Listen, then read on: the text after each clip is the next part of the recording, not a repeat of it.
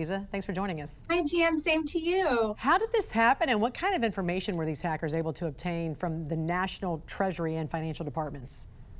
This is a hack that even the government is calling a major incident. And essentially, Chinese based malicious hackers targeted a vendor, a third party that was providing outsourced IT and cybersecurity services to the Department of Treasury. And remember, the Department of Treasury houses the IRS. It also administers economic sanctions. So this was a prime target for China. Clearly, this has broader implications, obviously, for our growing tension with one of our biggest adversaries. What about global security? What legislative efforts are needed to recognize the deficiencies, the weaknesses in our cybersecurity infrastructure? We have to remember that this comes on the heels of a massive hack of the United States telecom industry by China as well. So you can see this is a quickly evolving international conflict, and we can think of cybersecurity as the new war front, right? And it's no longer really a Cold War. We have all parties involved constantly defending and proactively attacking each other. And really what the United States needs to do is recognize that we need more money, more talent, and more of a priority given to these problems. And we've seen time and time again that it's not just the actual pieces of the government or critical infrastructure that are targeted, it's third-party vendors. We need more vetting and auditing of these parties. Yeah. And do you think AI-driven innovations are going to help or hurt cybersecurity in the future? AI is a huge tool and therefore a massive player in this cyber warfare.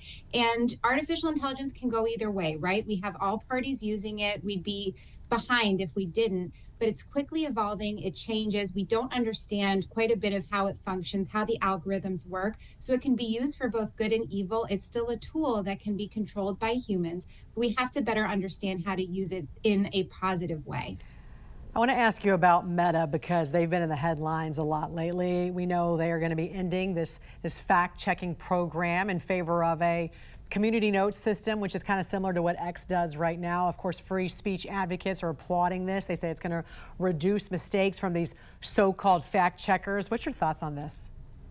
This program actually dated back to 2016, having fact checkers in place. And this is therefore a massive overhaul of how Facebook, how Meta has approached moderation for its platforms. So we're going to see a significant change. And while this is arguably in response to Republican criticisms of how the platforms have operated in not allowing as much political content and other maybe non-PC statements on the platforms, we're going to see a bit of festering. And arguably, while there is the free speech component, there's also concerns about hate speech, disinformation, hoaxes spreading virally, and conspiracy theories. So we're going to see how this changes the platform. Zuckerberg himself has admitted that we're going to see more quote unquote bad things on the platforms.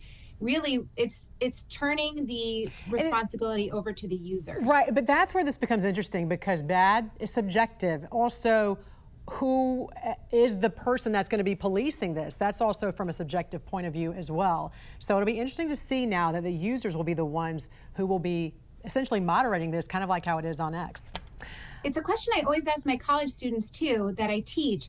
Who are the internet police, right? Right. And right now, the social media platforms are controlling how we see the information with algorithms. So there really isn't any internet police, so to say. So we'll have to see how this progresses. And it's worked in unique ways on X and other platforms. So this will be a real test. Yeah, and as we know, the government called things that were misinformation that we found later were not, especially when it came to COVID. Cybersecurity expert and privacy attorney Leeza Garber, thanks for joining us this morning. We appreciate it. Thank you.